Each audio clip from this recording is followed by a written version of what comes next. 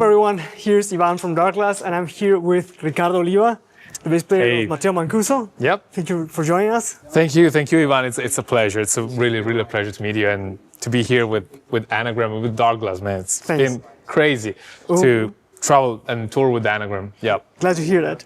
We're here in Hamburg, in Germany. You guys are currently on tour? Yes, that's right. We're in the middle of the European tour. Cool. How many days do you have left, more or less? A little bit less than a month. Yeah, we'll be home on this May 17th, so yeah, it's kind of less than a month. Yeah. And from Germany, where are the next shows? We're doing Germany, Netherlands, I think Luxembourg, France, Spain, UK, Greece. I mean, it's a bit of a big European tour. Yeah. Yeah, cool. And today, actually, a new album was released, right? Yeah. Today, the new Matteo Mancuso album is really finally out now because we've been playing the album since January, so since the US tour.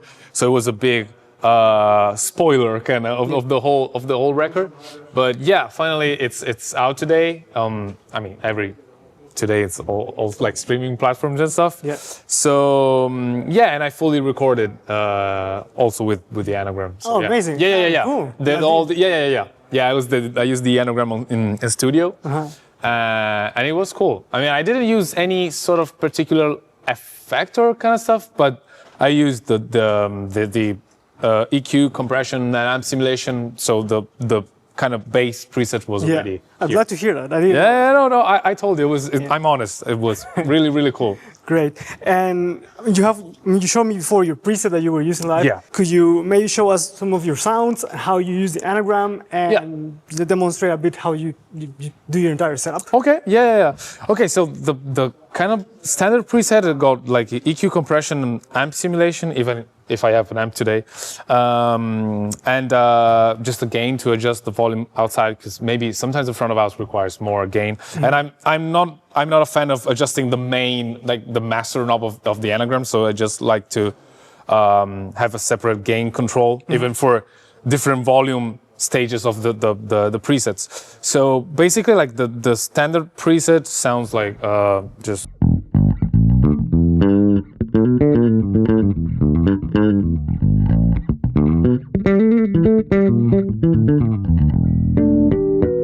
So it's like a kind of standard bass sounds, just two single coils. So that word right there.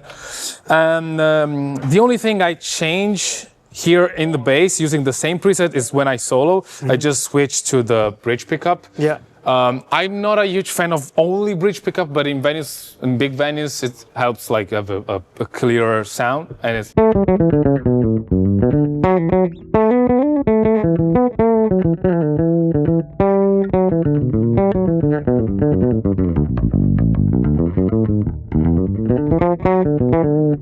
So it's really clear and focused for outside. Yeah. And the second one is the distortion, and it's like.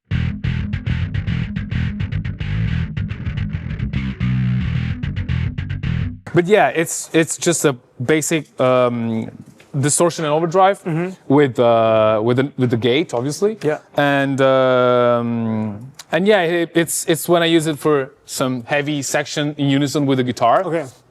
So it's a little bit scooped in the middle because Matteo has a really like mid kind of precise sound. So I just scooped it to make space for him. Of course. And then the last, as I said before, is just a really bit like a versatile preset that I use. So for example, the chicken, I really love to in my solo section, I really love to kind of groove a bit more instead of just playing random phrases. So I use a combination of filter and octave, and yeah.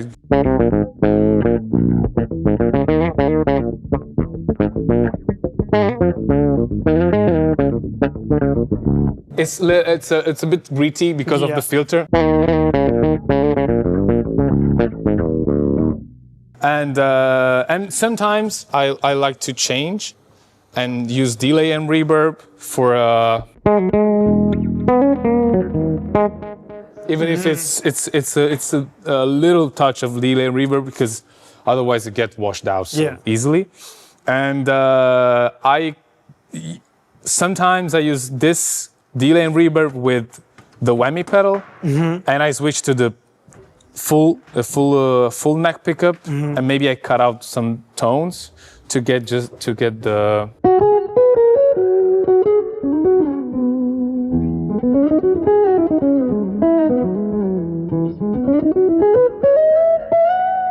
So I use this combination to get like this guitar kind of sound. Yeah, sounds really good, by the way. Yeah, thank you. I mean, it's kind of dark because we're listening from here. I'm going to raise a bit the amp, and but yeah, I mean, this is the whole setup. I like to change because, you know, in a tour, it's really boring to play every night the same stuff every night. I mean, you have to play the same set list because people are going to listen, you know, the new record. But for the artist, it's very different. Sometimes can be very challenging to get new ideas, especially playing solos on the same stuff. And we have backing tracks, so most of the solos except one, all solos are measured. Ah, okay. So every night is kind of, I want to play something new, but I mean, sometimes it's just maybe, you know, I shift to just reverb and just be more melodic or just aggressive with that one. So it's another way to help the creativity, you know, flow during the whole tour. So yeah, that's the whole preset basically. He's using one single preset and switching scenes. I'm calling preset patches kind of, but I'm using scenes because I also tried the stomp stuff, but I mean, and also changing the whole preset. But I think this is for what I need here is the quickest way to just get to the sound I need. And I must say, I mean, the Anagram is one of the few pedals I tried that when you change, it doesn't clip or it doesn't, you know, make weird sounds, and it's fast. I mean, I changed distortion to clean and vice versa, and it's really like pretty quick. Cool. So yeah, that's another cool feature. Glad to hear that. Yeah. And what bass are you playing right now? Oh, I'm playing the new Ibanez, the MDM. The mode. It's really cool. I loved it since the first time I tried it. And I also had the 6 strings. I always play 6, but this time I decided to go with the 5, also because of this kind of, you know, kind of test yourself during tour and stuff. And it sounds great. I mean, it's really fast neck. It's slim. It's lightweight. Really important in a tour. Lightweight stuff. So this is another reason why I left the 6 strings home. I mean, it's light, but it's 6 mechanic, and you know, it's bigger. But yeah, I mean, Ibanez did a crazy job on this one. Cool. And which strings do you usually use? I partner with Darkglass strings made in Italy, and these are the carbon strings. Okay. And I found them really cool, and they last a bit longer because I sweat so much. I know, my hands are so you can feel me. It's really like every night new strings, and then the day after it's like, when was the last time I changed string? Yesterday? So these last about like a couple of days more. Okay. And the sound is bright when they're new. It's really cool. And so this is the setup. I also the groove gear. Especially I use this one for the whammy because the whammy is really it's a cool effect, but you know, with ringing and stuff, an octave up on the bass, it's like messy. Yeah. So and I use also the cables, Rigotti cables from Italy. They're super great. No noises and stuff. So it's a pretty simple setup. I'm a kind of simple bass player. I don't like crazy stuff.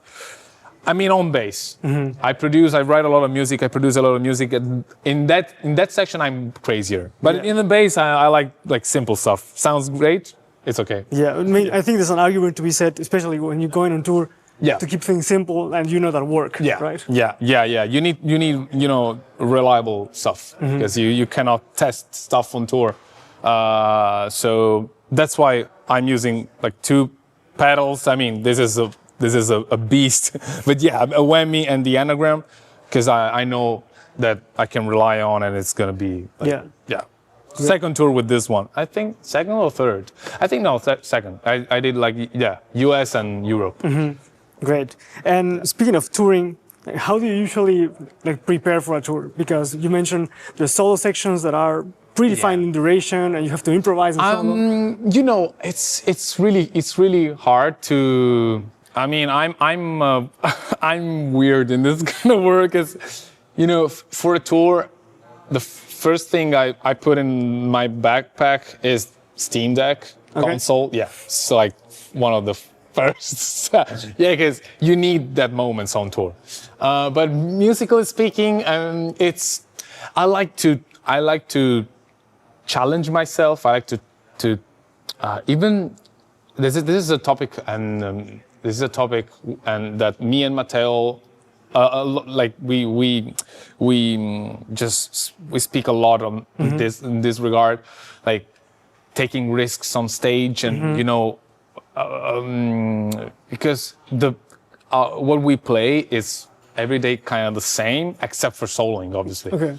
I mean, comping is always different, but comping is just the easy kind of section. But the real challenge is soloing. So it's like, for me, it's more about taking risks, but with the chance of playing something melodically interesting and new to me.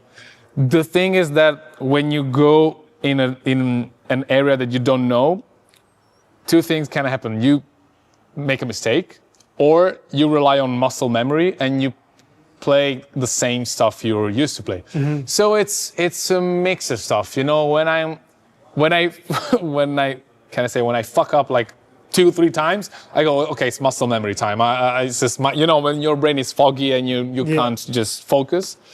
It's okay to have also muscle memory leaks and stuff, but it's cool because all the tracks that we play kind of evolved during on tour, because maybe one time we play this stuff and the day after we play again, and maybe, I mean, it's cool to just let it evolve naturally. Of course. But regarding your question, I don't like to prepare for a tour. It's just like, you have to know the tunes, but that's it, kind of. I like to just dive into jump on stage and let's see what happens. Yeah. What is inspiring you nowadays, for example? Be it music or games, what's inspiring you? I mean, everything, kind of. I mean, games bring my mind kind of closer to home. So it's a way of like telling my brain, you're still chilling, because touring is not easy. Touring is not easy at all. It's full of, getting up early, van. I mean, this morning we were in Berlin, and then we're here in Hamburg. So driving, stopping, and eating fast because we need to go here. And then, it's a lot of stuff. So when you go on stage, you're already tired. Yeah. So inspiration comes from everywhere. Gaming, yes, obviously, just helps just resting a bit. Musically related, I mean, I listen to a lot of stuff, like electronic music especially, because I love to just get away. Also, I love synthesis and stuff like that, so I really love listening to that and just studying, even if I don't have anything in hand. As I said before, I love like the far approach from everything. Just listen, try to understand as much as possible without the instrument. Yeah. So when you're here, obviously you need to have a proper instrument knowledge. Yeah. But for example, if I want to play just I don't know, just I know exactly where it is. So if I listen something that is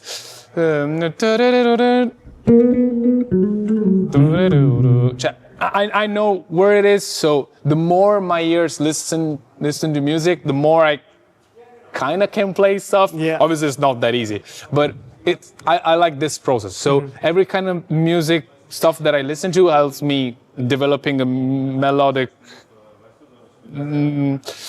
I don't know how to say, because it's not a knowledge. It's like a melodic approach of stuff. So yeah, this is definitely my biggest inspiration on tour. Yeah. Just listening to different stuff and try to catch even little ideas that you can bring on stage and maybe develop with your bandmates. Yeah. So yeah. If you have the chance, go to see Matteo, Gianluca, and Riccardo on tour.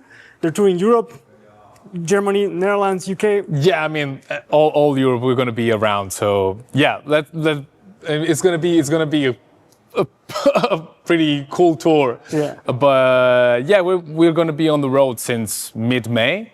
So I hope to see you there and maybe, listen to some anagram sounds, really cool sounds. Yeah. Thank you guys for watching. If you have any questions or comments, let us know in the comment section down below. Yeah. Take care. Bye-bye.